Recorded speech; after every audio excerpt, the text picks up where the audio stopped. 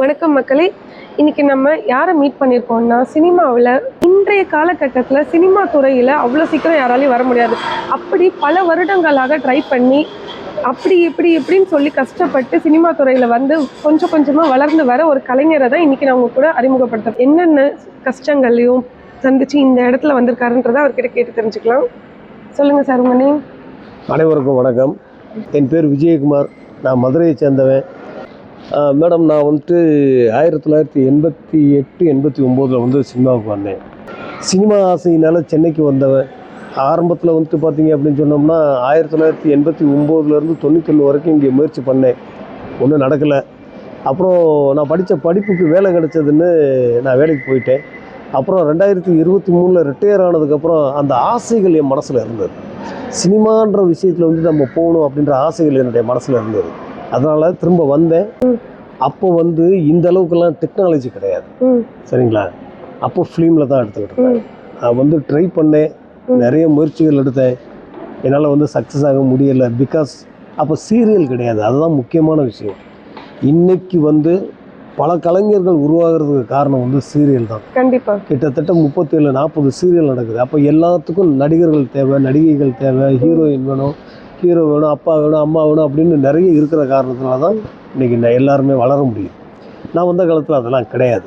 அப்புறம் கொஞ்ச நாள் நிறைய முயற்சி பண்ணேன், டப்பிங் பேசுகிறதுக்கெல்லாம் போனேன், ஒன்றுமே நடக்கலை. அப்புறம் நடுவில் வந்து அது ஒரு 3-4 வருஷம் போராட்டம்.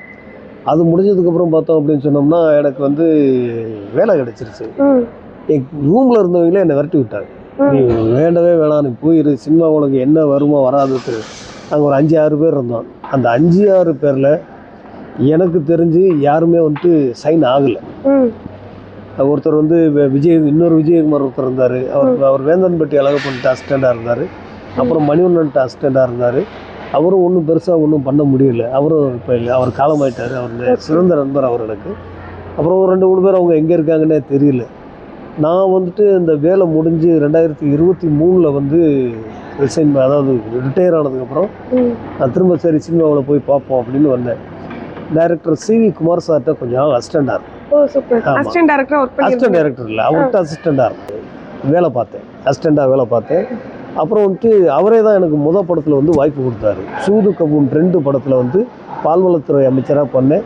அதான் நான் பண்ண முதல் படம். அதாவது முதல் படத்திலேயே டைலாக் கிடைக்கிறதுன்றது வந்து வரம். கண்டிப்பா யாருக்கும் அவ்வளவு சீக்கிரம் அமையாது. இவருடைய முதல் படமே சூது கபூன் 2ல பால்வளத்துறை அமைச்சராக ஆக்ட் பண்ணிருக்காரு. அது போக டைலாக் எக்ஸ்பீரியன்ஸ் எல்லாம் கொஞ்சம் ஷேர் பண்ணுங்க. எக்ஸ்பீரியன்ஸ் அப்படின்றதெல்லாம் எனக்கு ஒன்றும் பிரச்சனை இல்லை. ஏன் அப்படின்னு சொன்னோம்னா, மதுரையில் இருக்கும்போது கோகுல்நாத்னு ஒரு நண்பர், அப்புறம் வந்து ஜவஹர் பாபுன்னு ஒரு நண்பர், அப்புறம் வந்துட்டு அப்படி சில நண்பர்களோட நான் வந்துட்டு ஷார்ட் ஃபிலிம் பண்ணியிருக்கேன், சரிங்களா? ஷார்ட் ஃபிலிம் வந்து பண்ணுற போது நான் ஆக்டும் பண்ணியிருக்கேன், டைரக்டும் பண்ணியிருக்கேன், ப்ரொடக்ஷனும் பண்ணியிருக்கேன், சரிங்களா? இன்னொருத்தர் வந்து முக்கியமான நபர் வந்து தினேஷ் பாபுன்னு சொல்லி, அவர் தான் என்னை வந்து ரொம்ப என்கரேஜ் பண்ணவர். கோகுல்நாத் வந்து என்னை 100% நம்பினவர். இவர் இந்த கேரக்டர் கொடுத்தா இவர் பண்ணுவார் அப்படின்னு சொல்லி நம்பி எனக்கு நிறைய அந்த ஷார்ட் ஃபிலிம் பண்ணேன். அதனால் இது எனக்கு ஒன்றும் பெரிய பயம் இல்லை. போனேன், அதில் பேசுகிற மாதிரி தான் இதுலேயும் பேசுனேன். ஏன்னா கேமரா மட்டும் வித்தியாசம் வந்தது, அவ்வளோதான். டைலாக் பேச சொன்னாங்க. நம்ம இதுதான் டெய்லி சிவி குமார் சார்கிட்ட இருக்கும்போது நிறைய அவரோட ஷூட்டிங் ஸ்பாட்டுக்கு போயிருக்கேன். என்ன நடக்கும், என்ன பண்ணுவாங்க, எப்படி வந்துட்டு டைலாக் பேசுவாங்க, அதெல்லாம் பார்த்தது தான். எனக்கு பெரிய டைலாக் ஒன்றும் இல்லை, இருந்தாலும் கொடுத்தாங்க. அதாவது நான் அந்த இடம் உங்களுக்கு எப்படி இருந்தது? முதல்ல சீரியல் சின்னதாக பண்ணிட்டு இருந்த நீங்க ஒரு படம் இல்லை, சீரியல் அப்போ பண்ணவே இல்லை, முதவே படம் தான். சினிமா உள்ள வரும்போதே முதல்ல அவர் காலடி எடுத்து வச்சதே படத்துல தான், சூது கபூன் படத்துல தான் வச்சிருக்கேன். அதுவும் டைலாக்கோட. சூப்பர், சரிங்களா? அந்த படத்தில் வந்துட்டு ராதா ரவி அண்ணன் வந்துட்டு முதலமைச்சர். அவருக்கு ஒரு ஃபோன் வரும்போது அவர் ஹிந்தியில் வரும். அதை பார்த்த உடனே இது என்னையா அப்படின்னு கேட்பார் அசிஸ்டண்ட்டை. அவர் சார் இது ஹிந்தி சார் அப்படின்பாங்க. அவர் நாங்கள் அமைச்சர்ஸ் எல்லாம் உட்காந்துருப்போம். அப்போ அவர் பார்த்து கேட்பார், இப்போ இதில் யாருக்குப்பா ஹிந்தி தெரியும்னு கேட்டோன்னா, தலைவராக எனக்கு தோட தெரியும் தலைவர்னு சொல்லுவேன். அதான் என்ன பேசுகிற டைலாக். சூப்பர். முடிஞ்சதுக்கப்புறம் உனக்கு எப்படி ஹிந்தி தெரியும்னு கேட்பாரு. நான் சொல்லுவேன், சின்ன வயசில் பம்பாயில் பானிபூரி வித்துட்டு இருந்தேன் தலைவரை அப்படின்னு, சரிங்களா? நல்ல காமெடியா. ஆமாம். அவரே தலையில் அடிச்சுக்குவார், இவனை பூரா மினிஸ்டர் ஆக்கி தொலைச்சிட்டுவோமே, அதான் உன்னை எல்லாரும் பானிபூரின்னு கூப்பிட்றாங்களா அப்படின்னு சொல்லி என்கிட்ட அந்த ஃபோனை கொடுப்பாரு. ஃபோனை கொடுத்தோம்னா நான் எடுத்துகிட்டு ஹலோ மை தூத் கா மந்திரி பாத் கர்றாவும் ஆப்கோனே அப்படிமே. அந்த அம்மா ஏதோ ஒன்று சொன்னதுக்கப்புறம் நான் சொல்லுவேன், தலைவரே இது ஹிந்தியில் தலைவரை பஞ்சாபி மாதிரி இருக்குது அப்படின்னு சொல்லுவேன். அப்படி அப்போ பஞ்சாபி யாருக்கே தெரியும்னு சொன்னால் ஃபோனை மாற்றுவாங்க. அதான் நான் பண்ண முதல் சூப்பர். சரிங்களா. அதுக்கப்புறம் வந்து கொஞ்சம் கொஞ்சமாக வந்து எல்லாத்தையும் பழக ஆரம்பித்தேன். சீரியலில் வாய்ப்புகள் கிடைச்சது. சீரியல் வாய்ப்பு கிடைக்கும் போது எனக்கு வந்து என்னாச்சு அப்படின்னு சொன்னோம்னா, ஆரம்பத்தில் எல்லாருக்கும் இந்த தெரிஞ்ச மாதிரி அட்மாஸ்பியர் தான், கூட்டத்தில் நிற்கிறது தான். அதில் தான் ஒரு அசிஸ்டன்ட் டைரக்டர் என்னைய பார்த்து கேட்டார், ஏன் சார் நீங்கள் சீனியராக இருக்கீங்க, அது போக வந்துட்டு குரூப்பில் நிற்கிற ஆளுங்களை அப்புறம் பாருங்கள், உங்களை பாருங்கள், வித்தியாசம் தெரியுது சார். ஏன்னா அவங்க வந்துட்டு குரூப்பில் நிற்கிறதுனா குறைஞ்ச சம்பளம் தான், பெரிய சம்பளம் ஒன்றும் கிடையாது, 400 500 தான் தருவாங்க. அப்படி தான் ஆரம்பித்தேன். ஒரு அசிஸ்டன்ட் டைரக்டர் சார் வராதிங்க சார், அப்புறம் நீங்கள் வந்து வளர முடியாது, நீங்கள் வந்து என்ன செய்யணும் அப்படின்னு சொன்னோம்னா கேரக்டர் தான் பண்ணுவேன் அப்படின்னு சொல்லி ஸ்ட்ராங்காக நின்றுங்க அப்படின்னாரு. நான் சொன்னேன், அப்போ ஊரை விட்டு வந்துட்டேன், மதுரையை விட்டு இங்கே வந்துட்டேன், இங்கே தான் இப்போ இருக்கேன். அப்புறம் வந்துட்டு இந்த கேரக்டர் வந்து மாதத்துக்கு 10 நாள் தான் கிடைச்சா நான் என்னையா பண்ணுறது அப்படின்னு. ஏன்னா பெருசா கேரக்டர் ரோல்னு பண்ணா நமக்கு ரோல் அதெல்லாம் விட்டுருங்க, கேரக்டர் ரோல் அதெல்லாம் பண்ணுவோம், அது வேற. வாடகை தரணும்ல, சாப்பிடணும்ல, அதுக்கெல்லாம் காசு வேணும் இல்லையா அப்படின்னு சொல்கிற போது அவர் 10 நாள் பசியாக இருந்தால் கூட பரவாயில்ல சார், நீங்கள் அதை செய்யாதீங்க அப்படின்னு சொன்னார். சொன்னதுக்கப்புறம் நான் என்ன பண்ணேன்னா கொஞ்சம் யோசித்தேன், சரி இனிமேல் நம்ம வந்து அப்படி தான் போவோம் அப்படின்ற போது எதிர்பாராத விதமாக அன்னம் படத்தில் வந்து அன்னம் சீரியலில் வந்து எனக்கு வந்து டைலாக் பேசுகிற வாய்ப்பு கிடைச்சது. அந்த டைலாக் வந்து நான் ரொம்ப பர்ஃபெக்டாக பண்ணேன். அந்த டைரக்டர் கூட நல்லா பண்ணீங்க சார், நீங்கள் பண்ணுறது கரெக்டாக பிடிச்சிருக்கு அப்படின்னு. என்ன கேரக்டராக பண்ணீங்க? அதில் வந்து விஜிலன்ஸ் ஆஃபீஸராக பண்ணேன். சூப்பர். ஹீரோ வந்து லஞ்சம் வாங்குவார். அந்த லஞ்சம் வாங்குற போது இன்னொரு என்ன கீழே இருக்கிற ஆஃபீஸை போய் அவரை பிடிப்பார். பிடிச்சதுக்கப்புறம் நான் போய் அவங்கள வந்து என்கொயரி பண்ணி அது உண்மையா இல்லையா, அவர் உண்மையிலே லஞ்சம் வாங்கினாரா இல்லையா அப்படின்றத வந்து நான் கொஞ்சம் ரஃபாக தான் பேசுவேன். அதெல்லாம் பேசக்கூடாது, நீங்கள் என்கிட்டலாம் வந்து பேசக்கூடாது, கோர்ட்டில் வந்து பேசிங்க அப்படின்னு சொல்லுவேன். அப்புறம் படத்தில் நீங்கள் டைலாக் பேசி பண்ணதுக்கும் சீரியலில் டைலாக் பேசுறதுக்கும் என்ன பெருசாக வித்தியாசம் இருந்துச்சு? பெருசாக வித்தியாசம் அப்படின்னு சொல்லும்போது அதாவது சினிமான்றது வந்து என்ன தெரியுங்களா, நான் டைலாக் பேசினாலும் நான் நடித்தாலும் யாராவது 100 ரூபாய் கொடுத்து தான் உள்ளே வந்து பார்க்கணும். புரியல. 100 ரூபாய் கொடுத்தா தான் அந்த சினிமாவுக்குள்ளே அவரை விடுவாங்க, நான் டைலாக் பேசுறதே நான் நடிக்கிறதே பார்க்க முடியும். சீரியல்ன்றது அப்படி கிடையாது, உங்கள் வீட்டுக்குள்ளே வந்துடும், நீங்கள் காசு தர்றீங்களோ இல்லையோ. அப்போது டைலாக் வந்து சீரியலில் கிடைக்கிறது வந்து ஒரு வரம், கண்டிப்பாக ஒரு வரப்பிரசாதம்னு சொல்லலாம். பிரசாதம். அது கிடைச்சி அதை நீங்கள் பர்ஃபெக்டாக யூஸ் பண்ணிக்கிட்டீங்கன்னா அவர் மேலே வந்துடலாம். ஆமாம், அவங்களே சொல்லிடுவாங்க, அப்பா இவர் வந்து நல்லா டைலாக் பேசுகிறாருப்பா, இவர் வந்துட்டு மற்றதுக்கு யூஸ் பண்ணிக்க வேணாம். அது போக நமக்கு கொஞ்சம் கண்ட்ரோல் வேணும், இது வந்தால் தான் போகிறது, இல்லைன்னா போகிறது இல்லை, பசிக்கின்றதுக்காக திரும்ப வந்து பழைய இதுக்கு வந்து போக வேணாம் அப்படின்னு சொல்லி கொஞ்ச நாள் கொஞ்சம் அப்படித்தான் இருந்தேன். எல்லாரையும் கஷ்டப்படுத்துனேன்னே வச்சுங்களேன். என்கிட்ட காசு இல்லை, ரூமில் இருக்கிறவங்கிட்ட காசு இல்லை, வாடகை தர முடியல, என் பையன்கிட்ட காசை கேட்க, பொண்ணுகிட்ட காசை கேட்க, அப்புறம் நண்பர்கள்கிட்ட வாங்க, அப்படிதான் கொஞ்சம். பொதுவாக ஊர் விட்டு ஊர் வந்து பிழைக்கிறவங்க எல்லாருக்குமே இது ஒரு பிரச்சனை. ஏன்னா குழந்தைங்க பொண்டாட்டி புள்ளெல்லாம் ஊரில் இருப்பாங்க, நீங்கள் சென்னையில் வந்து தங்கி இருந்து அதுவும் சினிமாவை நம்பி இருக்கீங்க, ஒரு நாள் ஷூட் இருக்கும் ஒரு நாள் இருக்காது, நிறைய பல பிரச்சனைகள் கஷ்டங்கள்லாம் அனுபவிச்சிருப்பீங்க. சினிமாவுக்கு வர்ற போதே ஒரு வைராக்கியத்தோடு தான் வந்தேன். என்ன இருந்தாலும் சரி, இது நம்ம நெடுநாள் ஆசை, இதிலேருந்து ஜெயிச்சே ஆகணும் அப்படின்றது ஒரு எண்ணம் இருந்தது. ஆனால் அவ்வளவு சாதாரண விஷயம் கிடையாது ஜெயிக்கிறதுன்றது. சினிமாவில் ஜெயிக்கிறதுன்றதும் நாடகத்தில் வர்றதுன்றதும் அவ்வளவு சாதாரண விஷயம் கிடையாது.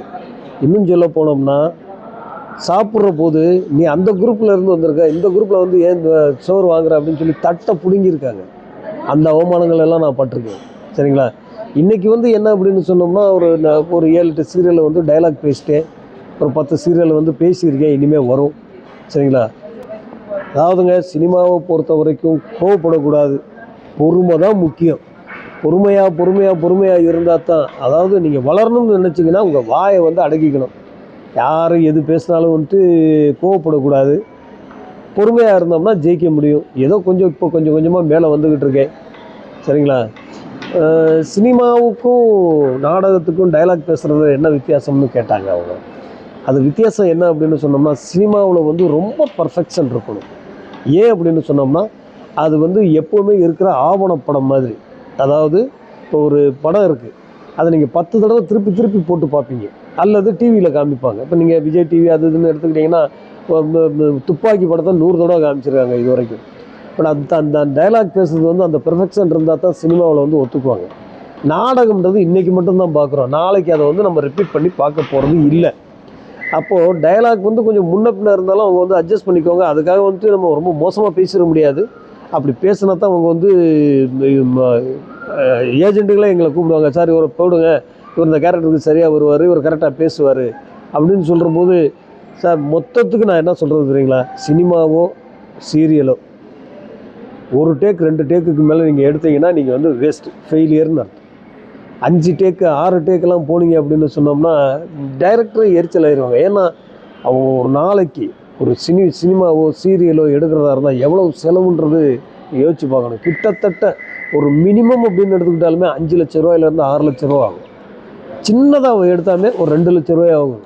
அந்த 2 லட்ச ரூபா அவங்க இன்வெஸ்ட் பண்ணிவிட்டு உங்களை வந்து வச்சு படம் எடுக்கிற போது நீங்கள் வந்து 5 நிமிஷத்தில் முடிய வேண்டிய இதை வந்து 3/4 மணி நேரம் இழுத்தோம்னா அவங்களுக்கு எரிச்சல் தான் வரும். அந்த சீரியல் நீங்கள் நடிச்சிருவீங்க அல்லது அந்த சினிமா நடிச்சிருவீங்க, அடுத்து உங்களை கூப்பிட மாட்டாங்க. கூப்பிட்டா ஒரு டயலாக் பேச தெரியல, எக்ஸ்பிரஷன் காட்ட தெரியல, இவனை வச்சு என்ன செய்ய போகிறோம் அப்படின்னு சொல்லி ரிஜெக்ட் பண்ணிடுவாங்க. ஸோ சினிமாவுக்கு அல்லது சீரியலுக்கோ நடிக்க வர்றவங்களுடைய என்னுடைய ஒரே ஒரு அட்வைஸ் என்ன அப்படின்னு சொன்னோம்னா, வர்ற போதே பெர்ஃபெக்ஷனாக வாங்க. நீங்கள் வந்து என்னென்ன எக்ஸ்பிரஷன் பண்ண போகிறீங்களோ கண்ணாடி முன்னாடி நின்று அதை பண்ணி பழகுங்க. அந்த கண்ணாடி முன்னாடி நின்று நீங்கள் பார்க்குற போது உங்களுக்கு உங்களே பிடிக்கணும். அகோரமாகவோ கோரமாக முகம் வச்சுட்டோ இல்லை அந்த மாதிரிலாம் செய்ய இன்றைக்கி வந்து வாய்ப்பு இல்லை.